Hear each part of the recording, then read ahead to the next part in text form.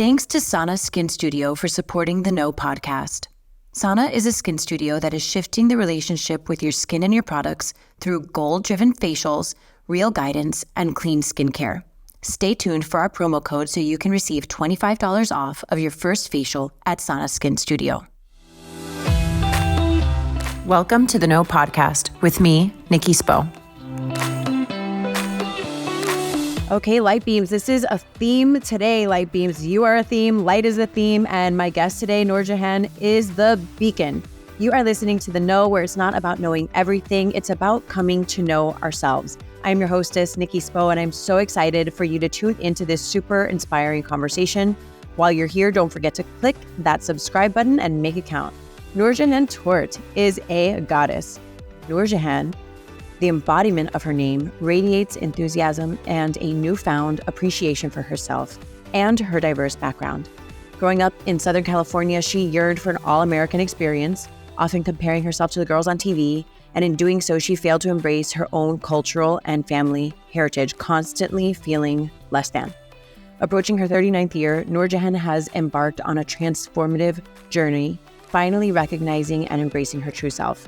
She proudly identifies as an American-born daughter of Indian Muslim immigrants, understanding that her roots are not something to apologize for. The burden of not feeling Indian enough around her Hindu and Sikh friends, or Muslim enough around her Arab and Pakistani Muslims, has been lifted. NoorJehan has let go of the exhausting habit of apologizing for her Middle Eastern last name, which became a symbol of her supposed lack of Americanness after the events of 9/11. Unafraid of complexities, NoorJehan proudly wears the label of a walking paradox. Her love for her Indian culture is unwavering, while her heart's desire led her to marry outside of her community. Similarly, she cherishes the values instilled by her parents' Islamic faith and feels grateful for their daily prayers, yet she has struggled with her own faith throughout her life. This internal battle became her teenage angst, as she never fully embraced religion like her loved ones did effortlessly. Navigating the intricacies of her identity, which so many of us can relate to, NoorJehan has had to reconcile the double life that she has led, one for herself and another to appease her community and family. It was through soul-searching, numerous missteps, and the unwavering love of those who truly understood her that she finally arrived at a place where she could feel completely authentic. NoorJehan emerged as this shining beacon, unapologetically embracing her true self and becoming a true light in this world. That is what really the No with Nikki Spo is all about, is coming to this sense of deep inner knowing within ourselves, which we all long for in some capacity. I can't wait for you to get to know her. She inspires TF out of me, and I'm honored to experience her light today. So let's get started. NoorJehan, welcome so much. Thank you so much. Thank you so much for that intro and just for your light. That was amazing. And you're very inspiring, even in just saying that. Just reading about you and learning about you, like, I have not experienced what you have experienced in the same ways you experienced them. It almost moves me to tears to read about your struggles, because I think, you know, when I hear people talking, and I talk to so many people, it's like, I think that we all have this desire to feel seen and understand ourselves and feel loved for who we are when we don't even know who we are. And like really trying to, I think a lot of us are just trying to find that space where we can come home to ourselves, you know? And I mean, from what I've read, like, it seems like you're doing that. So like, talk to us about that. Talk to us about that. You know, it's really interesting. You said the word trauma, and immediately in my head, I started apologizing. I was like, but I haven't had a traumatic childhood or life. And so I almost felt like an imposter when you said that. And that's the problem, right? And I remember listening to one of your episodes about micro trauma and major traumas. And there's these things in your life that feel like micro traumas, but we might not want to acknowledge them because we feel like we're taking away from someone's major trauma. But to be very clear, I feel like when I look back, I've had a wonderful life. I've had a wonderful childhood. I did not experience major traumas, but the struggle with my identity was so real. It's that empathy I feel for anyone who always says, I just knew I was different when I was born. Everyone can feel that way. And I felt that so quickly in my childhood. Like, I remember being little and carrying guilt with me constantly. Like my core childhood memories are being 4 and 5 and coming home from school and thinking, okay, I did this wrong, did this wrong, I did this wrong. Where does that come from? I think it came from being born in Southern California, surrounded by this all-American childhood and school experience, but then also being born into a Muslim community and an Indian community. So, on one hand, I'm going to school and my dad and mom are telling me, we want you to embrace everything there is about being American because we came to this country because we want you and your brother to have that American experience and that life. And we want you to have all those opportunities. But then you wake up on Saturday and you're in Quran classes where I was learning the Quran, learning how to read Arabic so I could learn the Quran for 2 hours. And then we would go to our Muslim community that was 2 hours away and attend the mosque and Islamic school. And so that was that constant feeling of, okay, I want this all-American experience and I have this crush on a boy and I'm only 5, but I shouldn't be having a crush on a boy because Islamic school is telling me that we can't. So I think that's where it came from. The guilt started very early, and not that it was intentionally imposed on by my parents either, right? They were immigrants trying to figure it out too. Yeah. One of my closest friends, and she was a guest on the show, Kenya Raymer. Her mom is white and her dad is Black, and she rushed for a Black sorority. And in the hierarchy of the sororities, there's like, this is a real Black sorority, right? And I think she, like, just growing up with her and hearing about her experiences with it, it was like she never felt Black enough to be part of the Black community. And she wasn't white. Like, she was not physically like a white person. Like, she felt like she did not fit in a white space. And I remember just like really just being an observer in her life and listening to her journey, because it is very far from what I, as a white Latino, have experienced in my life, and just witnessing her growth through that space and how she has made her own identity, through the space of like where she feels she belongs and creating that for herself. And so whether that's relevant in the sense that we're going to put this in like that tidbit in the show, like it's not lost on me, like this idea of living a double life. It's absolutely relevant. And there's so many layers to that too, in the sense that you're trying to carve your own identity when you're given 2 identities to try to align with. And I always used to say, I always thought my brother and I straddled these 2 worlds growing up, but we actually straddled 3. Right? It was this being children of Indian immigrants. Okay, so we had our Indian community and our Indian friends. And when we grew up in that community, it was the safest, happiest, most amazing experiences and childhood memories. But it wasn't until I left home that I realized, oh, actually, I'm different from my Indian friends because they're all Hindu and Sikhs. And now my brother and I are getting older. And it seemed like it was the natural time for our parents to remind us of, okay, there are some differences between our religious values and, their religious values. Namely, it's about like no dating, no partying, no drinking, and what the clothes you wear and all of these things. And then it suddenly became, okay, now we have this Muslim identity that we have to reconcile, and the hierarchy of where you choose. Right? Because I would see my parents embracing the Indian culture so much. They are so Indian. They love their culture. They're the embodiment of it. But so much of the Indian culture, and a lot of people don't realize this, is influenced a lot by the Hindu religion. So I'm growing up going, okay, my parents love Indian culture. We're going to all of these Indian parties that are celebrating like Diwali and Holi and Nikki. Those are all Hindu festivals. But we're Indian. So we're going to them and we're celebrating them. And then suddenly it's like, okay, well, now it's Ramadan. So it's time to observe Ramadan, which is your Islamic religion. So your messaging that you're receiving as a child is like one of confusion. Like, I am very confused. Very confused and feeling guilty of like, are you going to disappoint your parents, or which community are you going to disappoint, or which one do you fit into? And then I like what you said about your friend, a hierarchy. Which one am I going to choose? And I will say that there was times very clear in our lives where I felt like, and I don't want to speak for him, but I felt like my brother chose the Islamic identity and I chose Indian identity. What unspoken judgment like went on between everybody in the mix? Like, if any at all, like, was there unspoken judgment of like, this is what I think is right versus this is what you think is right? And like, was there space for you to carve out a middle path for yourself? I don't think that I felt there was space for a middle path. And it's not because my parents weren't allowing for it. It's that I didn't even assume that there could be one, just because the reinforced message within, like, let's say the religious community was, this is the path. This is the path. Right? And when I observed other people my age, it was, this is the path. And so everything that's not allowed on this path, we're just going to do it quietly, or we're going to do it in secret, or we're just going to get it out of our system so that we can then follow our path. But then there's a lot of shame in that too. Like there's a lot of shame that we carry when we're like doing things in secret. Even though I did do a lot of things, like I was carrying this double life, I got stubborn. But I was like, I don't want to be hypocritical. If I'm not going to do this, I'm not doing it. And if I am going to do something, I'm going to do that. It felt weird to be going from like clubbing all night to like waking up for your sunrise prayers. I was like, okay, I think I laid a stake in the ground. Like I party, I go out, I have fun in LA. I'm not exactly praying 5 times a day. Like I just laid that stake in the ground, where I had friends who were like, it's fine. Yes, we partied. We had a great time. We wore our crop tops. We went out to the clubs. And you know what?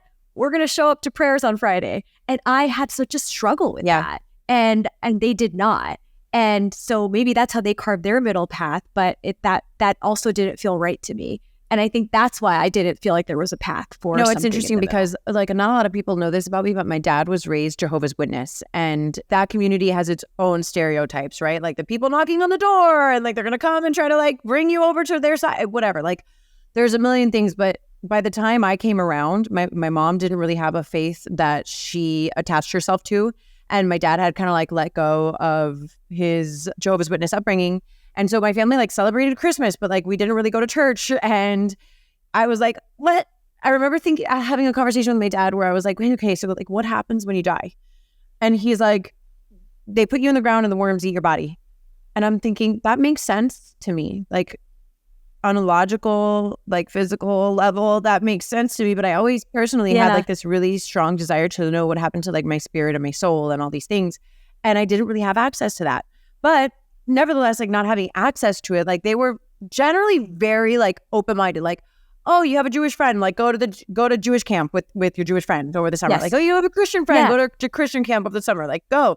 I went through this phase where I was like, I think I'm Buddhist, and then they're like getting me Buddhist books, and like they're like, just figure it out. You know, like I definitely remember thinking like, what the F is going on? Like, what the F is going on? And anytime I tell people that my dad was raised Jehovah's Witness, people are like, whoa, like there's some like weird thing about it. And it's really funny because I now have like a bunch of Jehovah's Witness individuals like have come into my life. Like, and I think it's just really funny and cyclical, like how the world and the universe like just work. And so I've had an opportunity to relearn a lot of these things that like felt foreign, but like actually weren't that foreign to me in my own upbringing. Oh, and also when you're young and you're trying to find your identity, you fall into, like I said, apologizing or the stereotypes, right? Like, totally. Yeah, like, I don't want to say my parents are Muslim because people are going to generalize. And instead now it's like such a point of pride to say, yes, my parents are of that Muslim faith and they're the coolest people. But it took a long time to get there. And what you said about Christmas, imagine me coming home. So not only Indian community, Muslim community, my parents made this decision to put my brother and I in Catholic school. Oh my God. So we were in Catholic school for our entire pre-K through until we got to high school. And so here I am going to Bible class and choir. And I just said, I'm like, I want to celebrate Christmas. And my Indian grandfather in India, his birthday was on Christmas. So, and there's many Catholics in India. So we would go to India and see Christmas being celebrated. So then my parents said, yeah, we'll celebrate Christmas. So I was also celebrating Christmas at home. But I think I was always confused. But when I talked to my parents as I got older, I think their assumption was if we give her some stability, and for them, they assumed that we didn't leave our home to come to this country for you to just be with like one type of community, go experience everything, make friends with everyone. But I think they just assumed that the stabilizing force amongst our, core family would be the core religious values, that they wouldn't have to reinforce that. Like, this is what we are, this is who we are, but everything else, embrace. I didn't go down that path. And that was hard for my parents. I think that like now that I'm a mom, I'm like, it's really hard. Like, you don't know what you don't know until you know it. Like I think that everybody's kind of like doing their best and they don't like know that we need these things, until like you actually experience it yourself. And like, I think our generation is like a lot more awake to these things, and we're like, oh, okay, wait. We now know that like children make up their own stories if you don't provide them with information. Like we will come up with our own thing, and that's why like it's so this communication between parents and children is so important, that we don't leave things ambiguous. It's great for older children to like explore their identity and who they are. Yeah. But like not to create like an empty hole for children to put their own negative perspective on it. And you talk about that, like where you felt the guilt, like that nobody was, maybe nobody was explaining this to you, right? But you carried the guilt. You filled that little hole with guilt and shame and judgment or whatever you did with it. Like as our generation grows and improves ourselves and our mindset and the things that we know now that we didn't know before, like we can really create that for the generations that come after us.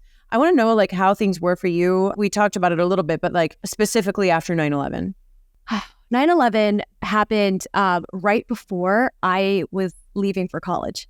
So I was on this precipice of, yes, I am finally getting to move out of our small town. I'm going to go live on my own. I was so excited. I was ready to rebel. I was ready to do all the things, not feel guilt for like openly live that double life if that's even a thing, right? I was so excited. And then 9/11 happened.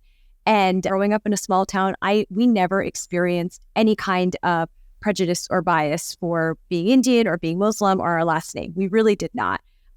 Suddenly I moved to Los Angeles, and it's very diverse campus. I went to UCLA. But suddenly there was all these classes being offered to the incoming students and, current students to cope and to understand what happened and to manage it and to deal with it. Everyone felt compelled, like you have to take these classes on 9/11 and understand everything. And I got very self-conscious. I remember I was like a freshman in one of these seminars. That's what they call. There was all these seminars being offered, and I attended. And I just remember that the teacher just like asked me a question just because they saw my last name. And I got so self-conscious. And I really do think that is the reason why, when I told you there was a hierarchy between, are you identifying with your Indian community or your Muslim community, that my brother and I were faced with. And I think that is why I identified with the Indian community. Right. Wow. As soon as the person said that, I said, I don't really know much. I'm Indian. And then I like stuck with my Indian friends, and I joined the Indian Student Union. And I saw my older brother, who had already been in college. He was joining, he had joined both Indian Student Union, Muslim Student Association. He was involved in both. And I steered clear. I said, I don't know. This is completely going against what I had decided for myself. And also my brother was applying to medical school at that time. And he needed to get on flights to attend his medical school interviews. And this is the first time we experienced the real prejudice, where it's fear. He could not get on planes because he was a single young guy in his 20s, single Indian Muslim name. Oof. He could not get on planes. What do you mean he could not? They wouldn't let him on the flights. They literally would take him into secondary customs, and they would not let him onto flights because he had to go for these interviews very soon after 9/11. And his name is Faisal Ali Ahmed. So they were not letting him on planes. They would take him into secondaries, and he would miss his flights, and then he'd have to reschedule med school interviews, to the point that my mother and I we were flying with him. So it would make him look less suspicious, a single Muslim guy traveling by himself. And to this day, I mean, when I started dating my husband, he didn't believe me. But to this day, I get taken to secondaries. We're in the process of changing my last name on my passport. But because you want to? You know what? And maybe it's because of everything I just talked about. Yeah. But yes, for since I was little, I wanted to change my last name. I don't know. I know there's a different point of view from different women, but since I was little, and here's the other confusing thing, Nikki, even my father said, okay, once he knew that my husband, Hunter, and I were engaged, he said, okay, Noor, just get legally married so you can change your last name. That's wild. Isn't it? This man who's so proud of who he is, and he's so proud of his faith, and he's so proud of what he's done in this country, was so eager for me to not have his last name because he knows how much of an issue it has been for his children. Like there's a lot of talk about like white fragility, and I'm sitting here and it like really reopens my eyes to like the privilege that I've experienced in my life just by being like a white female. And I'm like listening to these stories and I'm cringing, and I'm like, they are making me uncomfortable. Like I am finding myself currently like uncomfortable, right? Just hearing you. And it brings my white fragility to the forefront because I'm like, you didn't have to experience this. And it makes me uncomfortable. And I think about like how many people out there, like just instead of having conversations that make them feel uncomfortable, they just turn the blind eye and they'd rather not deal with these things. You know what I mean? And it's like not even fair for me to be uncomfortable. But I'm like, I think I come from it from an empathetic place and a place of compassion where I'm like, I'm uncomfortable and I'm disgusted and I'm sad. I'm deeply like sad that this is the way that it is and has been for so long. I gotta be honest with you. You know, people have very similar reactions that you're having, and it didn't anger me the way it should have, or it angered others, because what I found myself doing is I directed that anger and that angst at my community, at the faith, right? Instead of feeling the anger towards what may have been narrow-mindedness or ignorance or fear. I remember even before 9/11, right? I was feeling this confusion about my identity. So 16 or 17 years old and 9/11 happening reinforced my frustration with being in this like chasm. I was like, why did I have to have this last name? Why is it me? Like, why did I get born into the Indian Muslim family? Why couldn't I have just been Pakistani Muslim? And I think that like pushed me and so I was just running away from all of this. And that's basically what my experience was then in college. I just ran away from all of it. And all the decisions I made, like the people I hung out with, the classes I took, the people I dated, all because I was running away from the things that I thought were less than. So how did you get to a space then where you came to like home to yourself and you like fully accept who you are today and let that be like what makes you like, let that be your magic?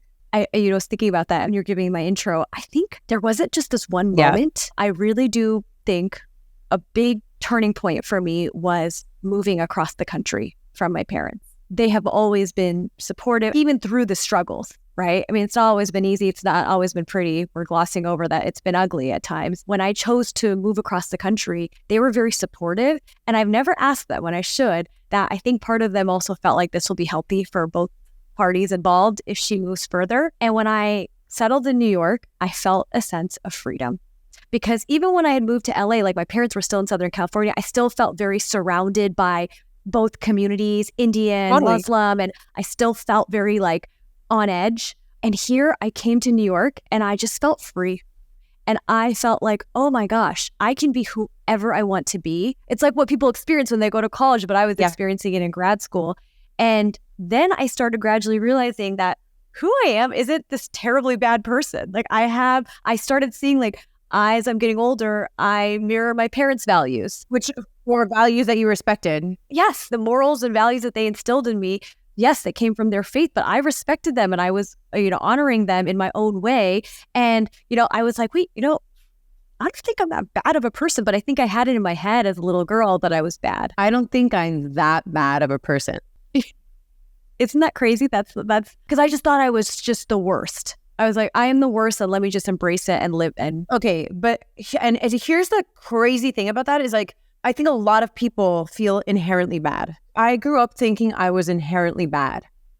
Like, and I think a lot of that has to do with like sin. I've come to a place where I'm like, I don't believe that I'm bad anymore, and that's been like really, really freeing. Like, so I can imagine, I can relate to what you're saying, like whatever the reasons are, right? You have very different reasons than I have. Like, I remember feeling inherently bad. And I remember coming to a place where I was like, I am not bad. Like, holy shit, I am not bad. Exactly. I was like, we always talk about being kind, and I'm always, whenever the message is be kind. And I always react with like, okay, but like, what does that mean? Because I think being kind means something to different people at different stages in their lives. But we put this message out like, be kind. But I think we can all agree that what we really mean by when we say be kind is like, don't be a shitty person. Because we all can, like the table stakes of like not being shitty maybe are more universally agreed upon than what it means to be kind. And so I think when I started realizing I'm not a shitty person, right? Like I'm not going to go out and do all the things that would make someone a horrible human being. Just being malicious. I was like, I'm not. Malicious intent. I think a lot of it has to do with intent, like what your intention is behind your words and actions. And I'm like, so I think that's when I started kind of coming into my own. I also started feeling much more confident. I was like, I'm actually a responsible human being. I want to get an education. I want to have a career. And when I started getting that independence, really getting into my corporate career and finding my way, I think also I started respecting myself. My parents were really respecting me. Not that I don't think they ever were, but I think they saw, wow, she's really, really coming into her own. And that made me less apologetic about all the things outside of my career too, that I wanted to do or that I liked. And I think it maybe it does. It comes with age. It comes with experience. But I also met so many people here that didn't know anything about my background. And they just got to know me for me, and that helped me get to know who I am. I love that. I love that. Like people who got to know you for you, and it almost like it gave you permission. You know, I think a lot about like this show and what it does for people. And I think by having some of these like conversations, it gives other people the permission to be like, oh, me too. Like I can relate to that. Like I think a lot of it has to do with permission, and not that anybody needs my Nikki Spo permission or your Noor's permission, like, but just like the fact that we're even talking about like these types of things, it's like, that is what gives people the permission to be like, oh, me too. Like, yes, me too. This conversation is so good, but before we keep going, I want to take a minute to thank our sponsors, Sana Skin Studio. The best way for me to describe Sana is that it feels like coming home. Unlike traditional facials, Sana's facials are rooted in education, and I love this so much. Every experience I've had at Sana has been a chance to learn more about my skin and its needs. I love that the facials are effective while also being accessible enough to be a monthly ritual rather than a yearly splurge.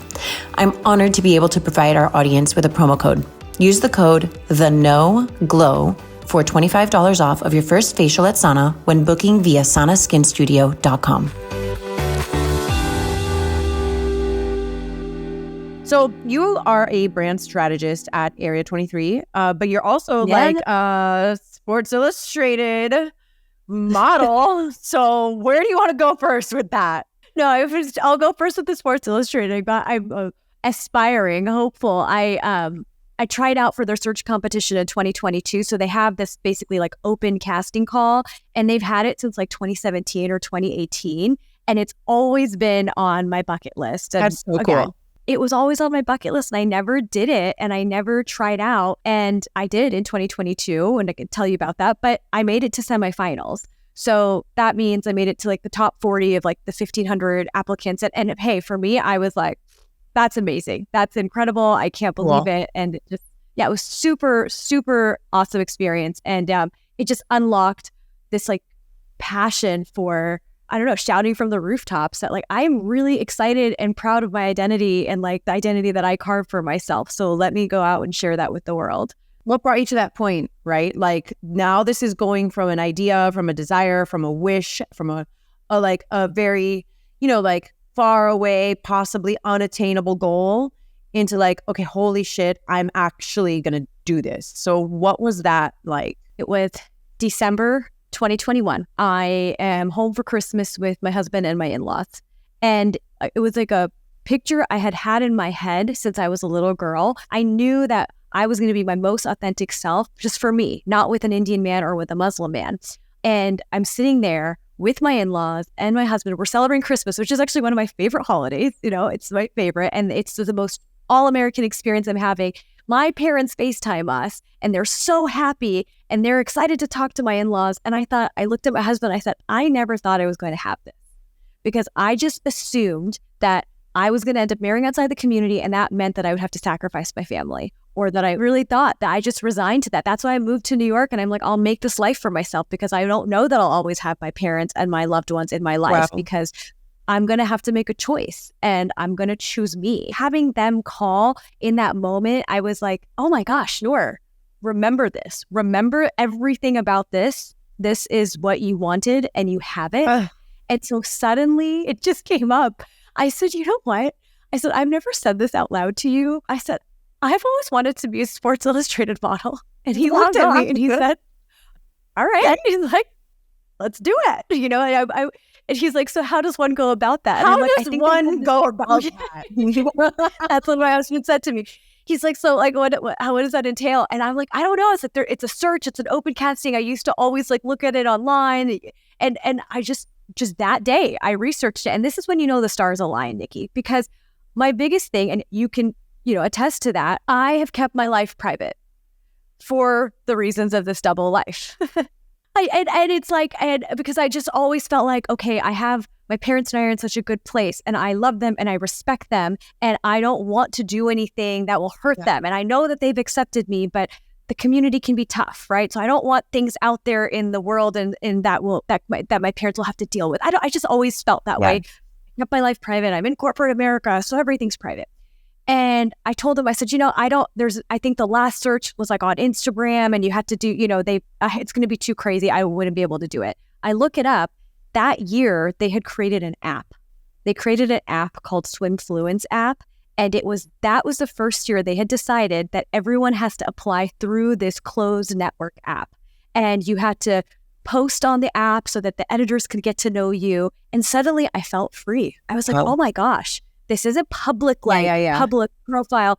I can post the things that I want to post that will hopefully get me noticed, or that would be the kind of things you need to do, like bikini pictures, swimsuit pictures, and like all of these things. I can actually be my authentic self because it's a closed app. And honestly, I truly believe like the stars aligned, because I don't know that I would have done it if it was, again, public. And that was logistically why I did it. But then it wasn't just because, I got married, but I felt in that moment with my parents FaceTiming my husband and my in-laws, and we're sitting there at Christmas, but my parents are excited to see us. And I was like, you know what, Noor, like you are you. Like you have really come into your own and it's time. Like this is your time to try this. And that's truly why I did it, because I've always wanted to do it. Good for you. Like, good for you. Thank you. Thank you, girl. Seriously. Thanks. I appreciate that. It was awesome. Like, and I remember when I got the notification, I ran out to my husband. I was like, oh my God, I got an interview. And he's like, wait, what? For what? And he's like, for Sports Illustrated. It was crazy. And it was just, I think it's all that mindset too. I really just felt it. I'm like, I know who I am. I'm going to be my authentic self. And I remember, thinking, they asked during the interview, so like, what if you actually make it? Are you like all this conflict? Are you going to be on a bikini in a photo shoot, like in a magazine, or splashed over the internet when you kept your life so private for so long? And I said yes, because I feel like there's a purpose to it. You know what's so funny, Noor, is like I'm kind of like the opposite. Like I have been like an open book my whole life, right? Like I am very vocal. I am very opinionated. I am very like out there, and I share everything. And I'm a girl's girl, and I want other women to know. Like I want to share all the tips and tricks with all the chicks. And in an opposite way, I've actually experienced so much censorship, like that I have been like, I cannot be a watered down version of myself. Like I refuse. Yeah. Like it is like, it's like poison to me. I'm like, I start to like have a glitch in my eye. Like I just can't, I don't fuck with that. Like I just don't fuck with it. Like I do not fuck with being censored. But like, you know what I mean? Like censored in the sense of like, of being who I am. I refuse to be less of who I am to make other people comfortable. And that's making me giddy, because that's exactly like where like I look at high right now on like authenticity. No, but like I want to surround myself by people like that, because it gives me that courage. But there is still that part of me that, and honestly, actually, fuck it. Actually, I'm unapologetic about the fact that there is still part of me that is a separate wardrobe for when I go home. There is still, that because I also realize that, being true to myself also means you just in some ways, accepting your circumstances. Because if you want a relationship with your family, if you want that family bond, and I want it and I crave it and I love it and I cherish it, then I am not going to make my parents or make their extended relatives feel uncomfortable when I come home, right? Just because that they might be a little bit more on the conservative side. And I used to feel like, no, I want to wear whatever I want to wear. I want to say whatever I want to say. But then I also think I have to be authentic and say, Noor, but you also want your parents in your life. So if that's going to make them feel a little bit more comfortable, I embrace it now. And I remember being really authentic with my husband, because when I first started dating him, and I'm like, here's the deal. This is the deal with my parents. Here are the things we are going to talk about. Here are the things we're not going to talk about. If you can accept that is how I have to live my life, not because I don't think my parents know these things, but it just makes their lives easier, we're good. Well, I think there's a part of it that like is compassion based, knowing who your audience is, knowing that you're not going to change everybody's mind. And like, there's some compassion at play. There's acceptance at play. And then there's also like owning the fact that we can be multifaceted individuals and not just be one thing. Like we don't have to just be one thing. Yes. Like I can be part of this community and that community. And those things require different things for me. Like me being a mother of 3 requires something totally different than like who I am as a woman, like apart from being a mother. Yes. And I think that's us also being authentic. It took me a while to get there, but then, you create your own. I know my parents know who I am. I know my husband knows who I am. I know my best friends know who I am. And that carries me. I'm like, I know that the people that work for me or work with me know who I am. That's really beautiful. Yeah, it really is. That's so, okay, but like, so you're also in the corporate world, right? Yes. And that's like a duality of itself, right? Like you're this gorgeous goddess vibe, babe. Oh, and then she's being very sweet. No, but you're also like who's in tune with herself. Like when I think about like a goddess, I'm like, so a woman who like is divinely in herself. Like, and that's not to say that she's arrogant and like braggy, but just divinely in herself. And I think that that's really beautiful. But then you go into this corporate world, which, corporate America is predominantly white male, right? And still like that's changing and that's amazing, but it's still predominantly white male. And here you show up and you're in this world. And what is that like? I mean, I don't even know what Area 23 is. Yeah. What is that? No, but you and my dad at our wedding, he said, I just am so proud of NoorJehan. She's interning somewhere in New York City. We just love that for her. We love that for her. No, what he loves for you, but he's like, I love her. I love that for her.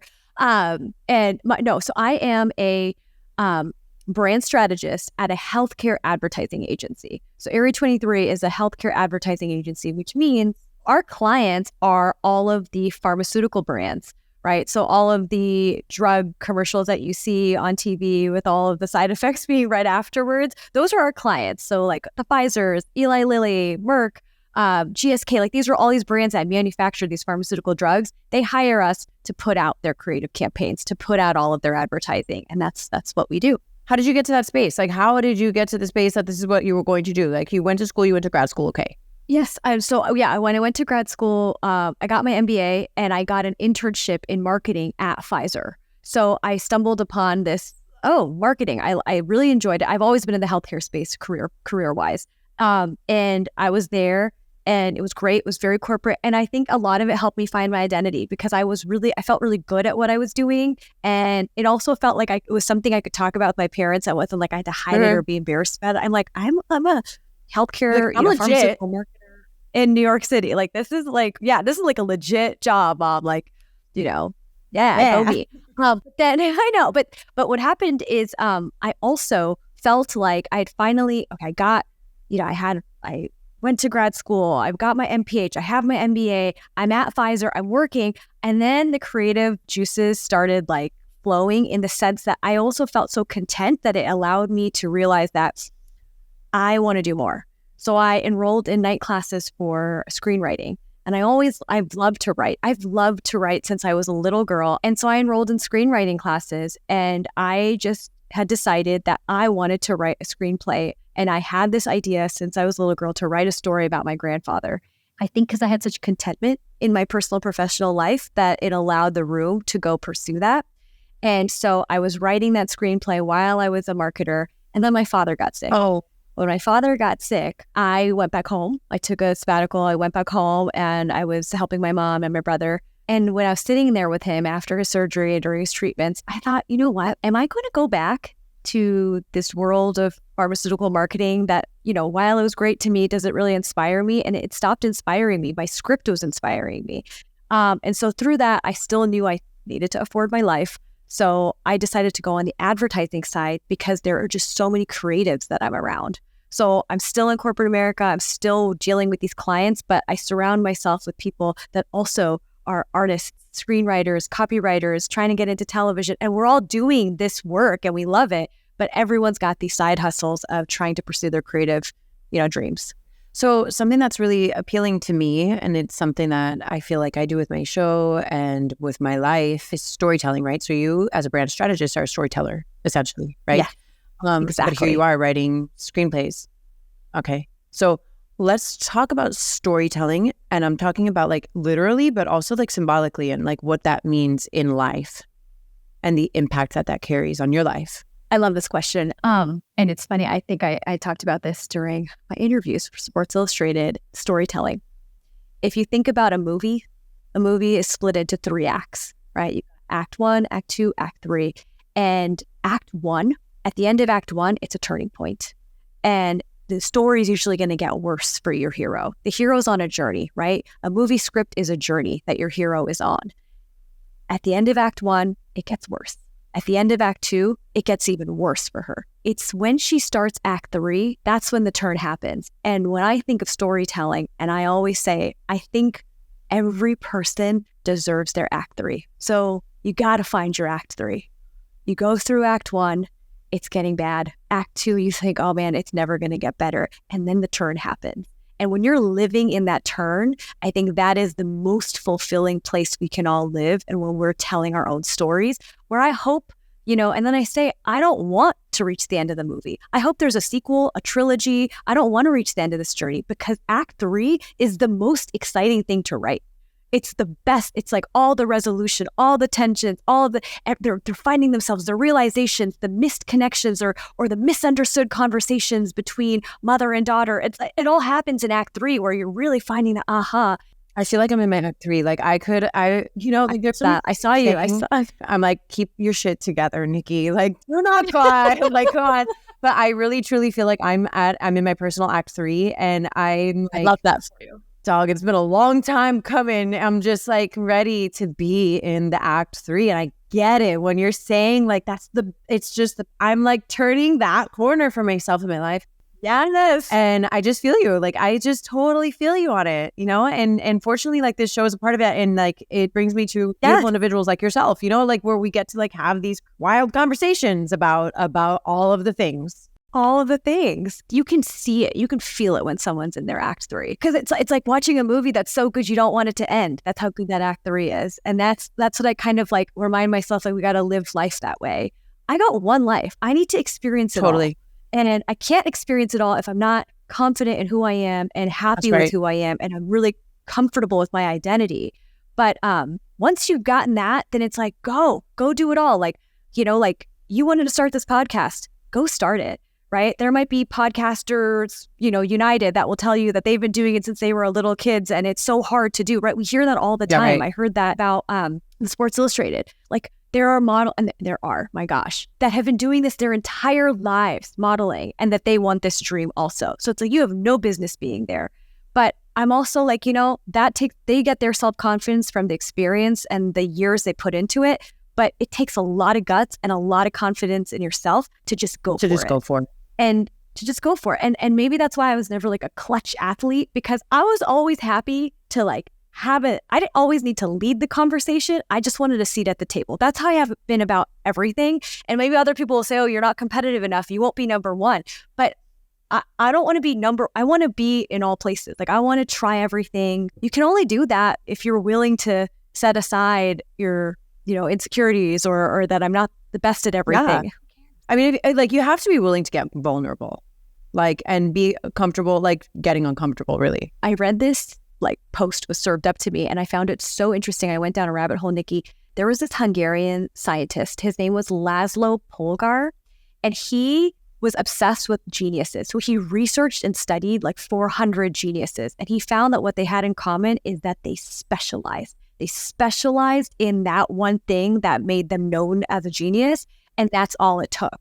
So he decided he wanted to conduct his own experiment, and he emailed a woman in Russia and said, would you have a child with me? And I want to see if we can turn this child into a genius. She agreed. Okay. This is called the Polgár experiment. They had 3 daughters, Susan, Sophia, and Judith, and they chose chess. They said, we will specialize our daughters in chess. From the moment they are born, and we'll see if we can prove this theory right. And they did. These 3 daughters, and they're still alive. These girls have TED Talks. Like these 3 sisters are like chess grandmaster, all the title. I don't know much about chess champions, just because their father and mother dedicated their entire existence to chess. And, they proved that it was nurture over nature, that you can, if a healthy child is born, they have the potential to be a genius? I'm thinking about like why I want them to be able to choose what they want to do. Well, one part of it was that the daughters always say that we willingly wanted to do chess. Like we did fall in love with it. Where's choice? Yeah. Like the younger daughter was so immersed in it because her older sister said that she just wanted to do it, but it wasn't forced on them. But my initial reaction was, that means could I have been a genius? Like I was literally like, and the way the post was served up was saying you can make your child a genius too, and like everyone has the potential to do this, and then I got mad at myself. I was like, why are you feeling like you missed out? I feel like I'd rather know a lot about a lot of different things personally than know like everything about one thing. But that's also why you have this podcast where you can, or even like when I was going to business school, I was like, okay, I'm going to Columbia. They are known for finance. I'm gonna major in finance. And my mentor said, are you going to have a career in finance? Are you going into hedge fund or investment banking after this? I said, no, I don't think so. He said, then why do you need to be fluent in finance? Go be conversational in finance and go be fluent in the thing that's going to help you get a job afterwards and, pay off your loans. And I have thought about that for the rest of my years, that I don't need to be fluent in everything. I'd rather be conversational so that I can talk to people like you and learn. And that hopefully me learning is the way that we're all contributing to humanity. Absolutely. After Sports Illustrated, I did it in advance, but it like lit this fire in me.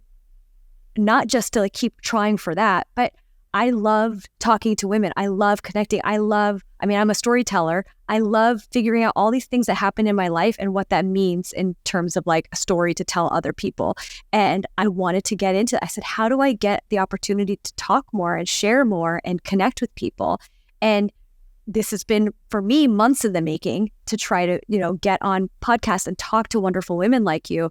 But I decided one day, I said, I got to do this. I got to figure out how. I am not a public speaker. I have not been doing this for years, but I just have to figure out how to do it. You're doing it.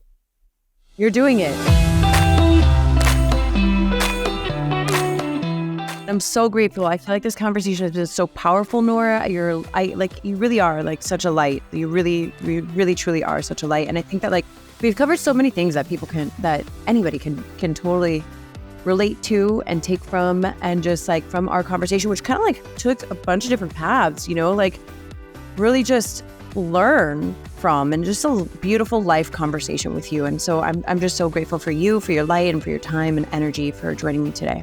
You are so welcome, and thank you so much. This opportunity to talk with you, giving me this light. You're really wonderful. This podcast was brought to you by Sana Skin Studio.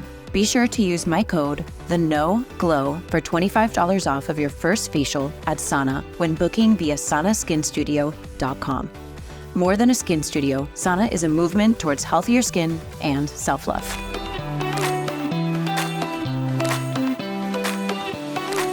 Thank you so much for listening to The Know. If you loved this episode, go ahead and share it with a friend. Words are so powerful, and someone may need to hear what we covered today. And if you really loved this episode, please take a moment to rate the show and leave a review. Your comments are so important and valued, and they give other listeners insight on what to expect on The Know. You can connect with me personally via Instagram at Nikki Spo and The Know with Nikki Spo. My hope for you today is that you are fearless in looking inward so that you can be your highest, most authentic self and go after the life of your dreams.